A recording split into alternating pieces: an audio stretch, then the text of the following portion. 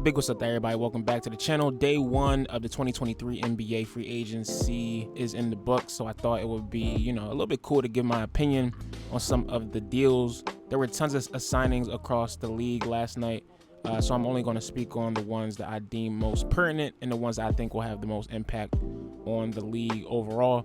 Sorry in advance if I do not speak on your favorite player. Bulls got paid, so you should already be happy for him regardless. So first we're going to talk about Fred VanVleet, who signed a 3-year, $130 million deal with the Houston Rockets. Man finally got his bag after years of service in Toronto. We already know he's a former champ and undrafted player who got his joint out the mud.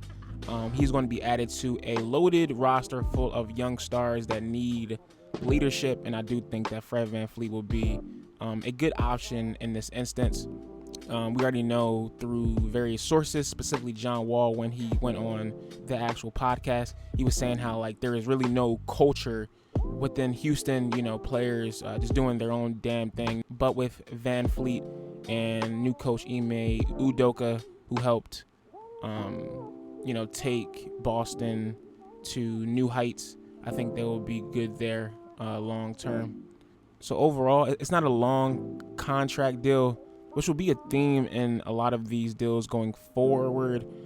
But yeah, good job, Fred. You got your bread, bro. So next up, we're going to head down to Dallas, Texas, where Kyrie Irving, my guy, signed 3 years, $126 million with the Mavericks. And I think it was reported that on the third year, he has a player option. So it's essentially a 2-year deal. It was leaked to the media by him and his camp that he wanted a place, or he wanted to find a team where he could end his career and call home. Now, I'm not sure if Kyrie Irving is going to retire in the next 3 years.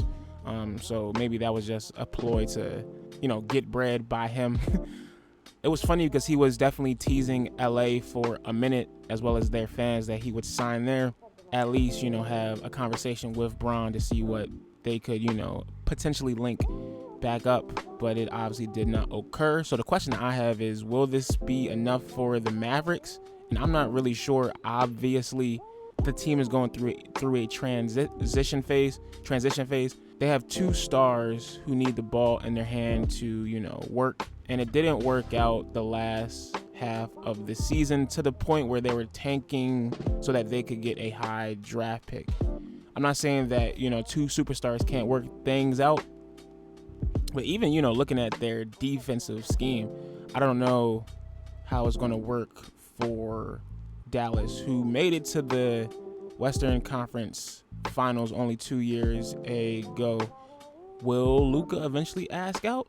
Who knows? But I do have to give them credit because they went out and got themselves a star when they needed to, because there was no way in the world that Luka was going to, just want to play by himself. So the owner, Cuban, went out and did what he had to do and signed Kyrie. Hopefully the Kyrie curse of, wherever he goes, teams lose won't happen to the Mavs. Or maybe we want that so Luka can become a Philadelphia 76er eventually. Next up, Derrick Rose signs a 2-year deal with the Memphis Grizzlies. I'm not sure on the dollar amount because they didn't report it. I think him being in Memphis is going to be a good role for him, being a mentor of a group of young players who definitely needs it. He wasn't getting that much play time in New York playing for the Knicks under Tibbs. So it'll definitely be good to see D Rose back on an NBA court consistently. And of course, you already know the boy Ja needs it. Just wilding out the last few months, dog. Memphis obtained D Rose as well as Marcus Smart. So they're definitely trying to create a culture of still hard-nosed grind, but consistency and discipline, and I do think that these 2 vets will bring it for them. Next up, we are going to Milwaukee, the Midwest, where Chris Middleton signed a 3-year, $102 million deal to stay with the Bucks, which I think was a good thing overall for both sides. For the Bucks, they needed to keep that championship core with Giannis, and for Chris, him coming off of injuries, getting a $102 contract makes all of the difference. But even going back to the Bucks, what other option did they really have? I don't think you can, keep Giannis happy if all of his guys are going to leave. And there's a thing about continuity, bringing back the actual same players year after year to build chemistry. That's probably why the Sixers aren't that good, because we never have continuity year after year. If he did leave, who are you going to replace Chris and all of his defensive and offensive production with? He's been consistent for the most part, other than this year. But once again, that was probably due to his injuries. For Milwaukee to maintain their dominance over the East, they're going to have to retain Brook Lopez. That should be their next, and not should be, but is their next priority, because if not, they're going to be in trouble. Brook, advanced his game the last two years, being a pick and pop 3-point shooter, which opens up the floor for everyone on the Bucks roster. So yeah, the question is, will Chris live up to the contract after coming off of a major injury? You would hope so. Next up, we are going all the way to the West Coast, to the West Side, where my boy Draymond Green signed a 4-year, $100 million deal to stay with the Dubs, the Golden State Warriors, which was well deserved. I've been speaking to many folks, and they were talking smack before free agency started, as if Draymond wasn't finna get paid by no team, as if he brought nothing to the table and was just some scrub.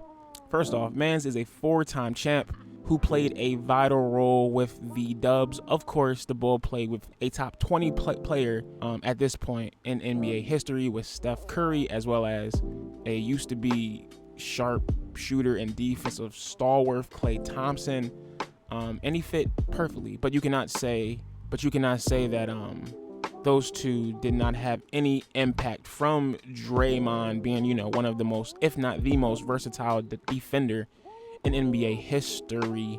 So yeah, just a good jaunt overall. The threesome gets to stay together. I'm obviously, as you can tell, low-key a Dubs fan. They definitely can't compare to my 76ers, but I've been there since 2012 when I used to play with Monte Ellis and Steph on 2K. Good times, good times. And real quick, it was obvious that Draymond was telling Warriors management that it was either him or Poole, and they got the Bull Poole out of there. Imagine that. Draymond said, big man talk. I know Poole was sick. He thought that he had it made in the West Coast, getting a chip, and it just goes to show how much loyalty the franchise has for Draymond Green. And that's why the Warriors have been good so long, because the quality at the top, GM, front office stature, not many franchises can say that. Winding down, the two Miami boys get paid off of their finals runs. Max Strus signed a 4-year, $63 million deal with the Cavaliers, and Gabe Vincent signed a 3-year, $33 million deal with the Lakers. The Heat really be granting wishes, bro, because they are making undrafted players millionaires, fam. They plug and play them into their system and get the maximum amount of juice from them. Pause. So yeah, that's all I had to say about day one of NBA free agency for the 2023-2024 season. I'll definitely put some more content out as more news gets out there. I'll talk to y'all next time. Peace.